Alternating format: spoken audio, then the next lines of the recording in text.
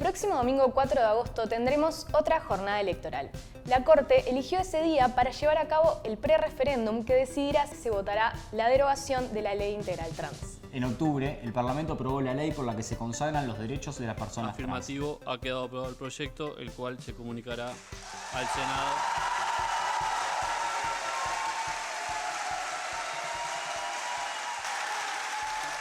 Carlos Iafigliola, del Partido Nacional, está en contra de esta ley. Juntó más de 69.000 firmas para derogarla. ¿Y por qué un pre-referéndum? Un pre-referéndum es una instancia para saber si se hará un referéndum o no para derogar una ley o un artículo de esa ley más adelante.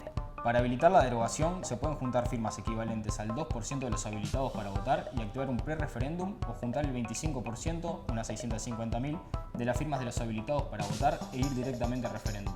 En este caso se alcanza un 2%, por lo que se realizará el pre-referéndum. El domingo, la iniciativa debe alcanzar el 25% de los votos habilitados, unos 650.000 votos a favor, para lograr realizar el referéndum luego de las elecciones nacionales o eventualmente del balotaje.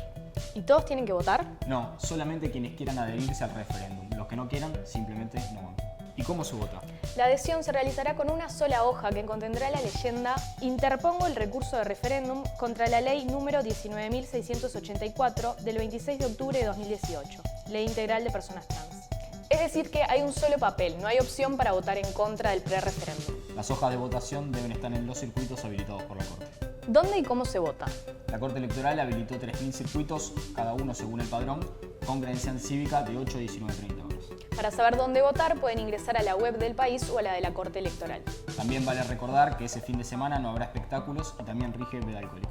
¿Y cuáles son los argumentos de los que quieren derogar la ley y los argumentos de quienes la defienden? Como decíamos, el principal impulsor del pre-referéndum es el diputado Carlos Iafigliola, que catalogó la ley como peligrosa, injusta e inconstitucional. Hay 3 artículos para la ley Iafigliola que son los que generan más polémica. Muy buenas noches.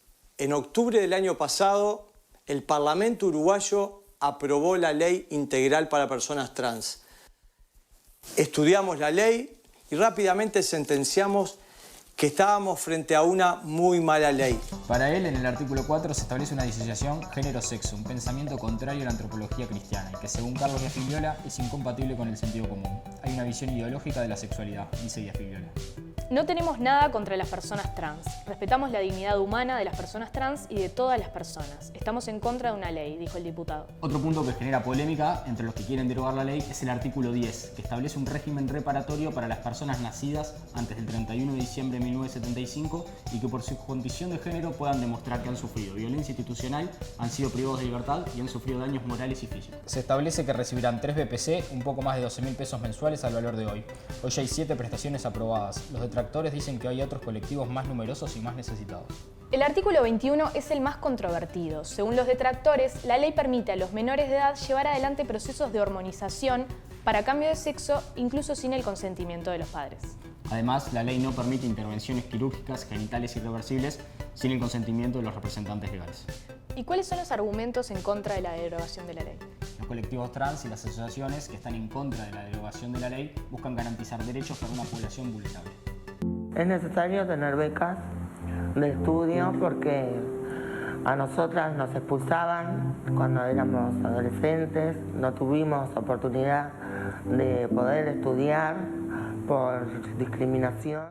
La mayoría de las personas trans sufre discriminación en el ámbito familiar, escolar y laboral.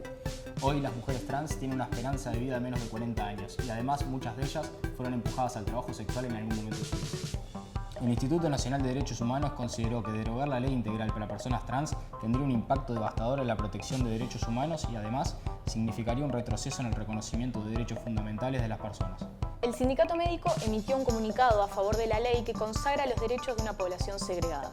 Además, sobre el artículo 21 negó que la ley plantee que se vayan a recibir tratamientos hormonales o quirúrgicos a menores o incluso con el consentimiento de los padres, porque está en contra de los procesos médicos.